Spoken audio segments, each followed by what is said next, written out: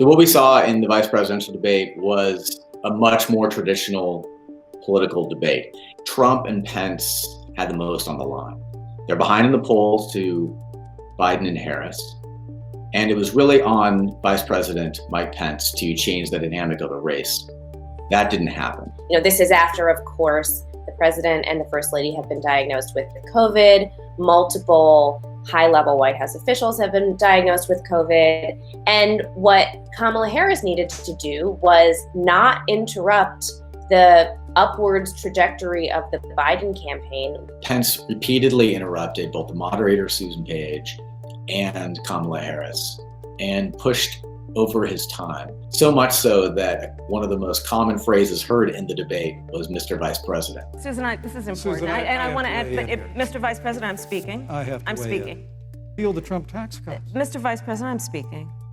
Well, wait. I'm speaking. If you don't mind letting me finish, we can then have a conversation, okay? Please. Okay. But mostly we saw a discussion over issues rather than what we had seen in the Biden-Trump debate. Senator Harris was very pointed in prosecuting the case against the Trump administration in terms of their handling of COVID. The American people have witnessed what is the greatest failure of any presidential administration in the history of our country. Now, this was, especially early on in the debate, a moment of weakness for Pence because Kamala Harris came out with strong facts.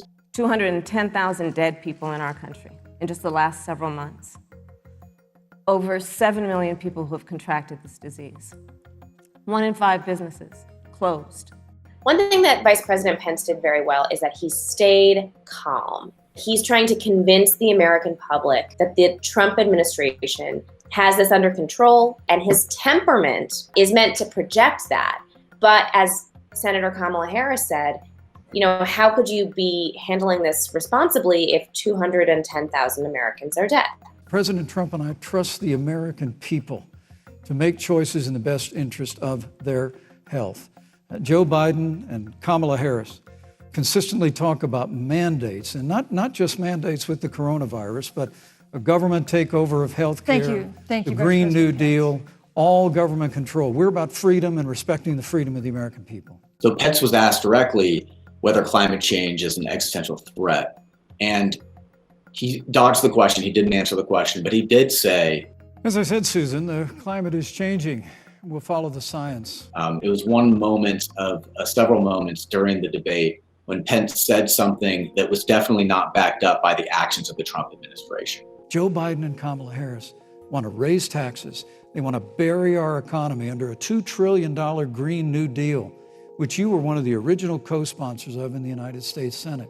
So Republicans have begun to attempt to kind of link any kind of democratic environmental plan to this idea of a Green New Deal, which to many Republicans seems like a huge overreach. They want to abolish fossil fuels and ban fracking, which would cost hundreds of thousands of American jobs all across the heartland.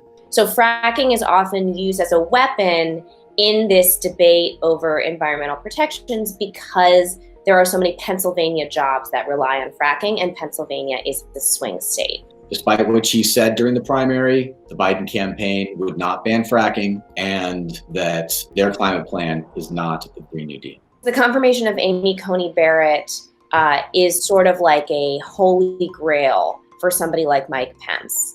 I'm pro-life. I don't apologize for it.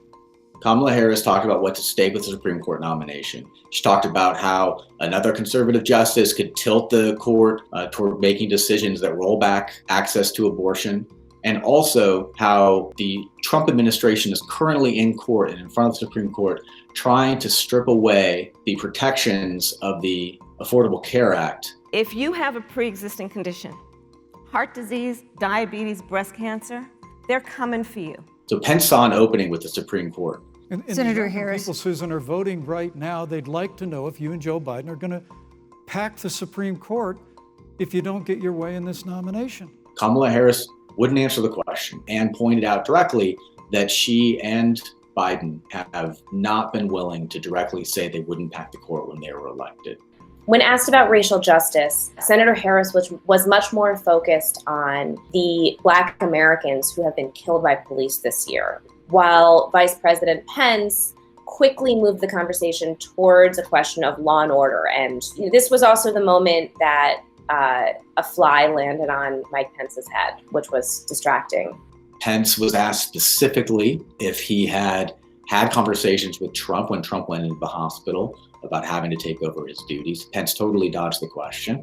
And Kamala Harris as well, when she was asked about whether she'd had a discussion with Biden about his age, took the moment to talk about the phone call she got from Joe Biden, asking her to be his vice presidential candidate and introducing more of her biography in doing so. The only thing that really could have changed the race in this debate would be if Senator Harris had totally bombed, and she did not at all. And even though Vice President Pence attempted to dodge many of the questions that were put to him, as Senator Harris did as well, she also dodged some questions, he would have had to have a totally virtuoso debate performance this time in order to make up for the damage done by President Trump's performance last time. What voters are going to be watching is what happens over the next several weeks. President Trump and Biden are both scheduled for a debate on October 15th, which the Presidential Debate Commission has said is going to be virtual. Trump has said he's not going to participate in that debate. So we're going to have to watch for how the gamesmanship over the terms of that debate play out.